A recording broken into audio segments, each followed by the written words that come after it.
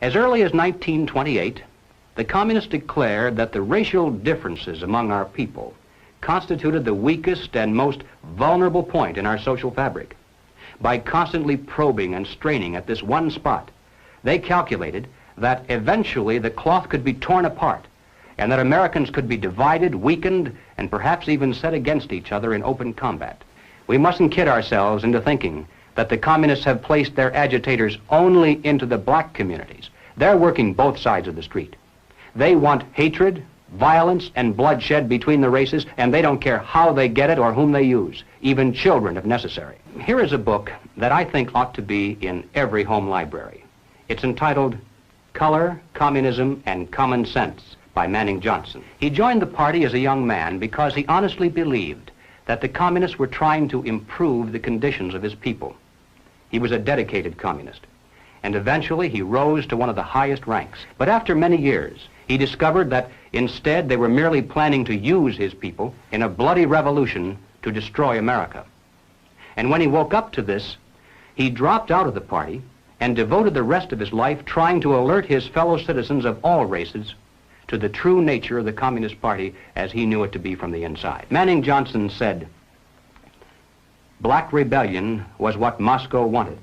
Bloody racial conflict would split America. The average American, they say, soft and decadent, when he sees billows of black smoke rising from one horizon to the other, when at night the only light he has to see by is the flickering red from flames leaping into the sky, he'll become paralyzed with fear and panic. He'll run away and hide and do nothing to interfere with the guerrilla bands as they strike at the community's power centers.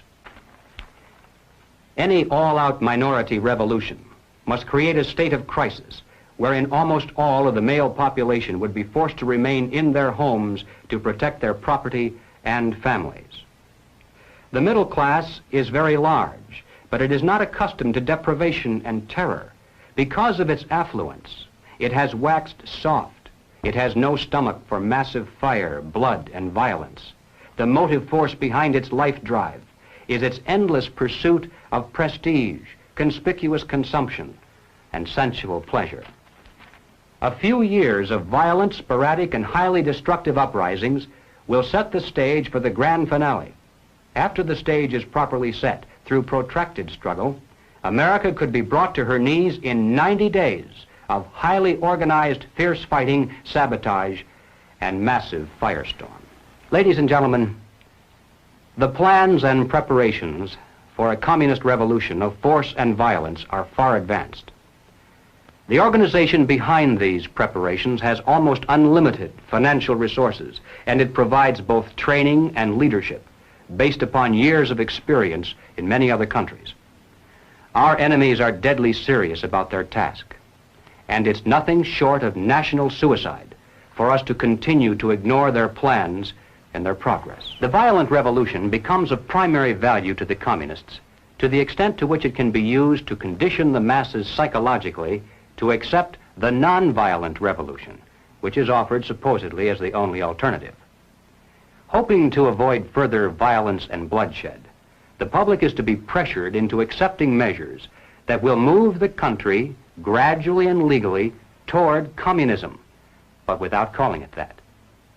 The strategy of the proletarian revolution calls for the quiet conversion of our government into a communist regime, but under the banner of socialism.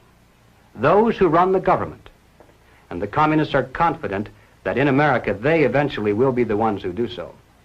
Those who run the government will know who is to get something and who has to wait, and that represents control over human beings. What has all this to do with the communist revolution in America? Well, ladies and gentlemen, it has everything to do with it, because the building of socialism is the communist revolution in America.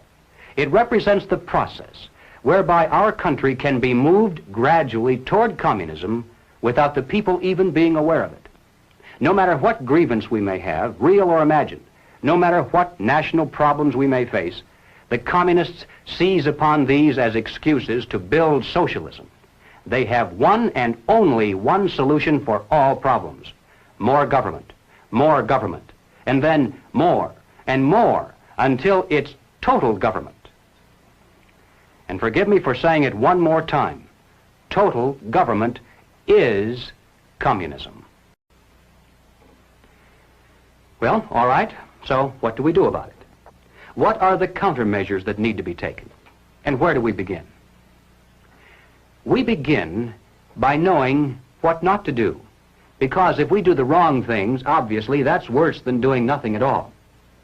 For example, as I'm sure everyone here is well aware, we must not be led into placing the blame for the riots, the civil disorders, on the Negro people of our nation. Even those few who are promoting hatred and violence in the black communities are not themselves the cause. They're merely being used by forces far bigger than they are to promote the violent phase of the revolution in America. Just as many white people are being used, I might add, by those same forces to promote the non-violent phase. Secondly, and this too almost goes without saying, we mustn't resort to violence either as a means of furthering political or social goals. And we must do everything humanly possible to discourage others from doing so. Third, we must not be fooled into thinking that the causes of our civil turmoil are such things as poverty, poor housing, lack of education, and similar social or economic factors. As a matter of fact, most of today's self-styled revolutionaries, black and white, come from good homes, could earn better than average incomes if they wanted to work.